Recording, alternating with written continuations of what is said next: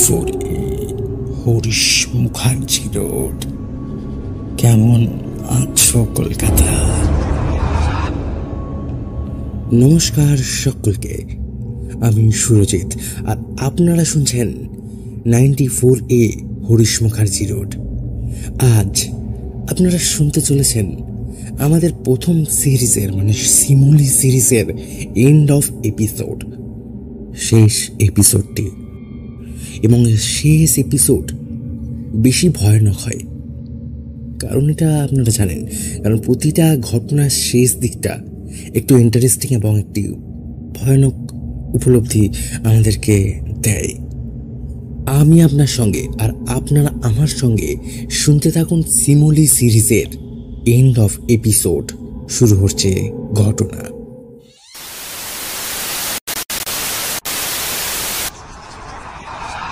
যারা আগের দুটো এপিসোড শুনোনি তাদেরকে আই বাটনে লিঙ্ক দেওয়া আছে, শুনে নিও। বান্ধবীটির মুখে যখন শুনলাম এই জায়গাটার আশেপাশে আগে মানুষকে পোড়ানো হতো, জায়গাটা এমনিতেও খুব একটা ভালো না। এরপর ক্লাসগুলো শেষ হতে লাগলো। বন্ধু বান্ধবীরা প্রথমবারের মতো বিদায় জানিয়ে যে যার বাড়ি ফিরে গেল। শ্রেণীকক্ষে একাই বসে রইলাম আমি। সত্যি এবার মনের মধ্যে একটা ভয় কাজ করতে লাগলো। বেশিরভাগটাই মনে হতে লাগলো থেকে লাভ নেই, বরং বাড়ি ফিরে যাওয়াটাই ভালো হবে। প্রথম রাত যখন থেকেছিলাম তখন তো আর এসব জানতাম না, তাই মনের মধ্যে সেরকম কোনো ভয়ও ছিল না। কিন্তু জেনে বুঝে কি করে ভূতের সাথে রাত কাটাবো? কিন্তু বাড়ি ফিরে গেলে একটা সমস্যা। আজকের ক্লাসে অমিতবাবু বলেছেন কাল একটি গুরুত্বপূর্ণ ক্লাস করাবেন। বাড়ি ফিরে গেলে সেটা আর আমার হচ্ছে না। আবার যখন 15 দিন পর আসবো তখন একদমই কিছু পড়া বুঝতে পারবো না। তার উপরে আমি আবার অনেকটা শেষে ভর্তি হয়েছে। তখন প্রায় 1 মাস আগে ক্লাস শুরু হয়ে গেছে। রাতে থাকবো বলে আমি খাবারও কিছু একটা এনেছিলাম, সেগুলো আবার বাড়ি নিয়ে যাব। আমি একদম নিরুপায়, যা হয় দেখা যাবে।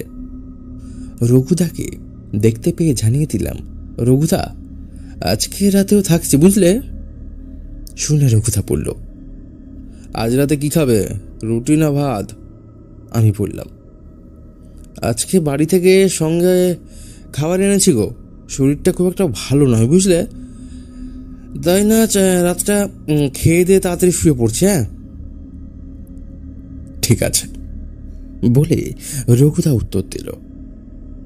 যাওয়ার সময় বলে গেল আমি সে বারের মতোই সন্ধ্যের দিকে আসব। সন্ধ্যে হতে এখনো অনেকটাই দেরি, এখন 4:30 বাজছে।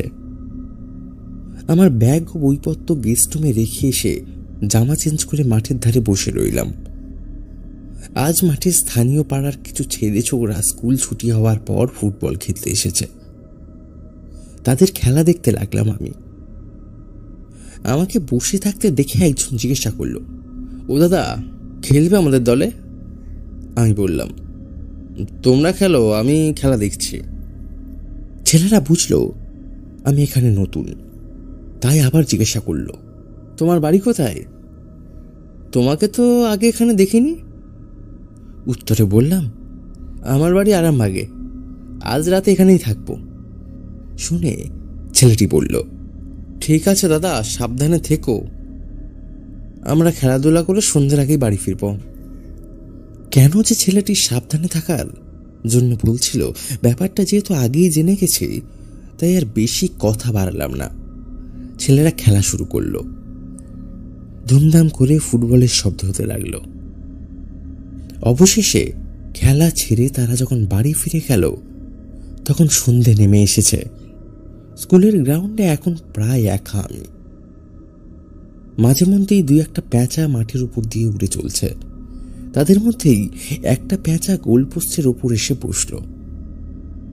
আমি গোলপোস্টের থেকে কিছুটা দূরে বসে আছি একটি রকে। মনে হতে লাগলো প্যাঁচাটি যেন আমাকে দেখে অবাক হচ্ছে। কিছুক্ষণ এক দৃষ্টি আমার দিকে তাকিয়ে রইল প্যাঁচাটি। চোখগুলো কেমন যেন লাল হয়ে রয়েছে তার। মনে হতে লাগলো কোন এক অশুভ ইঙ্গিত দিচ্ছে সে আমাকে। এরপর দুবার চিৎকার করে উড়ে গেল। চারিদিকে অন্ধকার হয়ে এসেছে। আমি গেস্ট রুমে ফিরে গেলাম। আবার আমার জন্য গেস্ট রুম খোলাই ছিল। ঘরে ঢুকে আমি লাইট জ্বালিয়ে দিয়ে দরজা খুলে মাঠের অন্ধকারের দিকে হাঁ করে তাকিয়ে রইলাম। গেস্ট রুমের পিছনেই মাঠ। সেখান থেকে ভেসে আসতে লাগলো ঝিঝি পোকার আওয়াজ। মাঠের দিকে জানলাগুলো বন্ধ করা ছিল। কয়েক মিনিটের পরেই গোটা মাঠের অন্ধকার সরে আলোয় ভরে উঠল। কিন্তু কিভাবে আলোয় ভরে উঠল? আর দরজার বাম দিক থেকে একটা ছায়া ধীরে ধীরে এগিয়ে আসতে লাগলো। তার সাথে সেই পায়ের শব্দ, খসখস খসখস খস। দেখলাম প্রায় 8:30 বেজে গেছে। মাথাটা ঝিমঝিম করছে তখনও। টিফিন থেকে খাবার বের করে খেয়ে নিলাম। ঘন ঘন হাই উঠছে আমার, তাই দরজায় খিল দিয়ে বিছনায় গিয়ে চাদরটা মুড়ি দিয়ে শুয়ে পড়লাম। রুমের মধ্যে মশার উৎপাত সামান্য থাকায় ঘন্টা খানেক আগে মশা মারার কয়েল জ্বালিয়ে দিয়েছি আমি। এখন সেটা পুড়ে শেষ হয়ে গেছে। ঘরটার মধ্যে সামান্য ধোঁয়া থাকলেও মশা একবারেই নেই। ঘরের টিউবলাইটটা অফ করে নিয়েছিলাম শুয়ে পড়ার আগেই। বালিশের পাশে মোবাইল রেখে দিয়েছি যথাস্থানে। ভয় লাগলে জ্বালিয়ে নেব মোবাইলের টর্চটা। রুমের মধ্যে বেশ লাইট থাকলে আমার আবার ঘুম আসতে চায় না। এখন ঘরটি বেশ অন্ধকার, তবে জানলার ফাঁকগুলো দিয়ে মাঠের জ্বালানো লাইটের সামান্য অংশ মেঝেতে এসে পড়ছে, তবে খুব একটা বেশি নয়। বালিশে মাথা রেখে মেঝেতে পড়া ওই সামান্য আলো রেখাগুলোর দিকে তাকিয়ে আছি। শরীরটা আগের থেকে আরো বেশি ক্লান্ত লাগছে। ঘুম ঘুম ভাবটা যেন আমাকে একবারে আচ্ছন্ন করে দিয়েছে। দুটো চোখের পাতা ভীষণ ভারী হয়ে এসেছে আমার। তবুও পিটপিট করে আলোর রেখাগুলোর দিকে তাকিয়ে রয়েছে আমি। কোন এক অজানা শক্তি যেন ঘুমিয়ে পড়তে বলছে আমায়। একেবারে অবসন্ন হয়ে এসেছে আমার চোখগুলো। সে শরীর যেন আমার নিজের হাতে আর কন্ট্রোল নেই। শিথিল শান্ত বিছানায় পড়ে রইলাম শুধু আমার নিচর দেহটা। চেষ্টা করেও হাত পা নাড়তে পারলাম না আমি। একটু নড়াচড়া করতে পারছি না আমি। শুধু চোখ দুটো এখনো আধ খোলা অবস্থায়। শরীর নড়াচড়া করতে না পারলেও স্পষ্ট বুঝতে পারলাম রুমের মধ্যে এখন আমি একা নই। বিছানায় আমার সাথে আমার পাশে খালা যেন শুয়ে আছে। তাদের নড়াচড়া শরীরের শীতলতা আমি অনুভব করতে পারছি। হাত পা নাড়াতে না পারলেও হাত পায়ের লোম খাঁড়া হয়ে কাঁটা দিয়ে উঠছে কোন এক অদৃশ্য শক্তির টানে। অসা শরীরে নিথর প্রাণহীন দেহর মতো বিছানায় পড়ে রইলাম আমি। আমি যেন তাদের গোপন আস্তানায় ভুল করে ঢুকে পড়েছি। এখন পরিষ্কার বুঝতে পারছি শুধু আমার পাশেই নয়, বিছানার চারিপাশেও কালো কালো ছায়ামূর্তি চলাফেরা করতে লাগলো। তাদের মধ্যেই কিসের একটা অস্থিরতা, কিসের একটা কৌতূহল। তারা যেন আমাকে অবাক চোখে চারদিকে ঘিরে ধরে তাকিয়ে আছে। কিন্তু অন্ধকার এখন আগের থেকে অনেকটা বেশি ঘন হয়ে এসেছে। এবার শরীরে কোন এক চুম্বক শক্তি তার কঠোর মায়াজালে আমাকে জড়িয়ে নিয়েছে। আমি চাইলেও সেই জল ছেড়ে বেরোতে পারছি না। কিন্তু আমার ইন্দ্রিয় অনুভব করতে পারছে, কিন্তু চিৎকার করতে পারছে না। কিন্তু তাতে কোনো শব্দ বেরোচ্ছে না। জানলা থেকে মেঝেই পড়া সেই সামান্য আলোর রেখায় দেখতে পেলাম কয়েকটা ছাওয়া মূর্তি রুমের মধ্যে পাইচারি করছে। তাদের দেহে কোনো নির্দিষ্ট আকার নেই, কালো ধোঁয়াটে ধরনের চোখ মুখ নেই, কিন্তু বোঝা যাচ্ছে না। সন্ধ্যের সময় মাঠের জানলাটার দিকে ঝিঝি পোকার ঢাক ভেসে আসছিল। এখন তাও নিঃশব্দ হয়ে গেছে। ঘরের মধ্যে একদম থমথমে পরিবেশ। কয়েকটা ছায়ামূর্তি প্রায় আমার দিকে এসে বিছানায় বসল এবং কি যেন আলোচনা করতে লাগলো নিজের মধ্যেই ফিস ফিস করে। সে আলোচনা কোনো মানুষের আলোচনার মতো নয়, একটা অদ্ভুত ভাষা। তা ভাষা বলে আমি তোমাদেরকে বোঝাতে পারবো না। কান খাড়া করে শোনার চেষ্টা করলাম, কিন্তু কিচ্ছু বুঝতে পারলাম না। প্রথম দিনের মতো সে আষ্টে গন্ধটা ঘরের মধ্যে ছড়িয়ে পড়েছে। তাতে শরীরের শীতলতা আমার ভীষণভাবে অনুভব করতে পারছি আমি। ফ্রিজ খুলে সামান্য দাঁড়ালে ঠিক যেমনটা ঠান্ডা বাতাস বেরিয়ে আসে, অনেকটা সেই রকম। ছায়ামূর্তিগুলো ধীরে ধীরে আমার কাছে এগিয়ে এসে মাথার কাছে দাঁড়িয়ে কি যেন করতে লাগলো।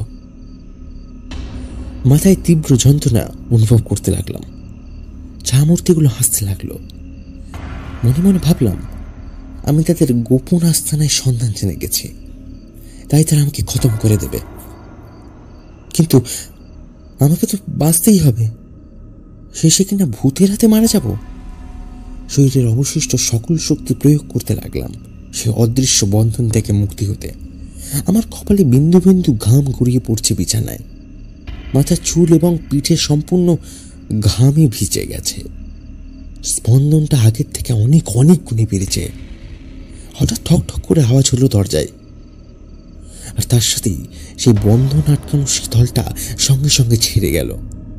ছায়ামূর্তিগুলো কোথায় যেন মিলিয়ে গেল 2 মিনিটে। তার সাথে রঘুদার গলার স্বর শুনতে পেলাম, সকাল হয়ে গেছে, উঠে পড়ো এবার। হ্যাঁ উঠছে। চোখ খুললাম। মাথাটা এখনো সামান্য ভারী হয়ে আছে। ধীরে ধীরে শরীরের আগের শক্তি ফিরে পেলাম। উঠে বসলাম বিছানায়। কিছুটা ভ্যাবাচাকা খেয়ে গেলাম। সে কি ঘুমিয়ে পড়েছিলাম, নাকি স্বপ্ন দেখছিলাম, নাকি কোনো মায়াবী দুনিয়ায় চলে গেছিলাম আমি, নাকি সত্যি ঘটেছিল? আজও বুঝতে পারিনি। এতে আমার কোনো ক্ষতি হয়নি। যাই হোক, ক্ষতি হয়নি বলেই বেটার। তারপর থেকে আর কলেজে রাত কাটাইনি আমি। ক্লাস কম করেছি। মাসে 2 বারই কলেজে আসতাম। আজকের মতো গুড নাইট। পরের দিন আবার ফিরবো একটি নতুন ঘটনা নিয়ে।